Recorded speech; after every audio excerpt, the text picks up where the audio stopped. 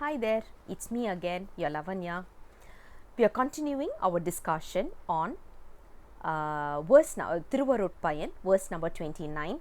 We have been talking about the third chapter, which talks about the darkness. So, what is a characteristic of darkness? We have seen all those. Today, we are going to talk about a little bit of confidence giving verse.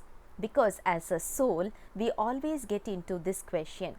If you say this Arnavam is with me right from day one, does it mean that it is never going to go away from me? If it doesn't go apart, it doesn't depart from me, does it mean that I'm always going to be immersed in this darkness and I'll never be able to achieve realization? This is a very common question the soul will be asking, and today's verse is an answer for that. Let's look at the verse.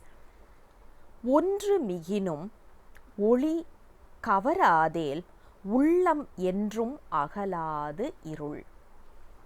We can imagine a simple analogy in order to understand this particular verse. The analogy is something like this. We are in the deep ocean.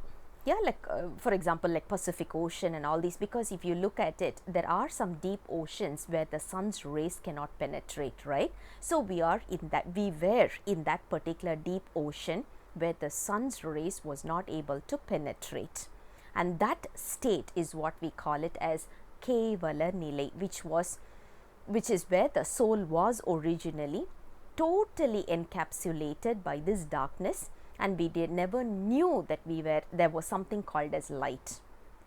What happened because of that is the Almighty saw this and He wanted to bring us out because of His grace, because of His mercy. He wanted to bring us out. So what He did was started slowly sending His rays.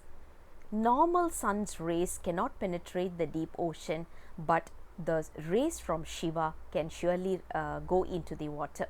So it started penetrating the waters, and that is the way we started to recover a little bit, and slowly we moved to a little bit shallow sea or the ocean. So little bit shallow sea is where the rays can penetrate the waters and we can start seeing it. The rays that we are talking about over here in the shallow sea is what we call it as Maya and Kamma. So we have these two, which is giving us a little bit of light. Maya is light, which shows us the path of realization by showing us what is Kamma, what is Arnavam. So what happens is Maya is showing us all these worldly pleasures and saying, please don't get indulged into this. This is all temporary. What you have to look at is go beyond this. So it is telling us to go beyond what we are right now entangled with. That is what the sun's rays is all about. So now what happens is we start getting this realization that nothing around us is real or true. Rather, all these are going to be temporary, and the only permanent happiness that we can always love or long to achieve is the feet of Lord Shiva. Now what happens is we start to float a little bit above the waters. We are still in the waters, but we are still a little bit floating stage. Now remember, we need to have the seaman, who is Lord Shiva, to come and rescue us in his boat. Without his support, without his guidance, without his way of recovery, we can no way get out of that waters. But all we have realized is this water is not our home, and our home is the place where the seaman is going to come and bring us to. So when a soul starts realizing it, that is the most important one. Now look at the analogy here. The deep waters that we are talking about is Arnavam. The sun's rays is Maya. The seaman is basically our Lord Shiva.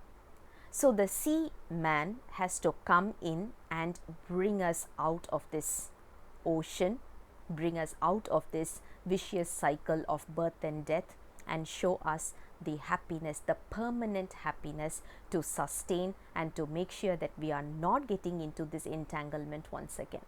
So we have to pray this every single day. Where in our prayers, this must be one of our requests, because this is not going to happen overnight. It is 100% based on a very perseverance kind of an behavior. We need to start worshipping on this particular request. So with that, verse number 29 comes to a conclusion. I'll come back again with the next verse very soon. Until then, bye bye.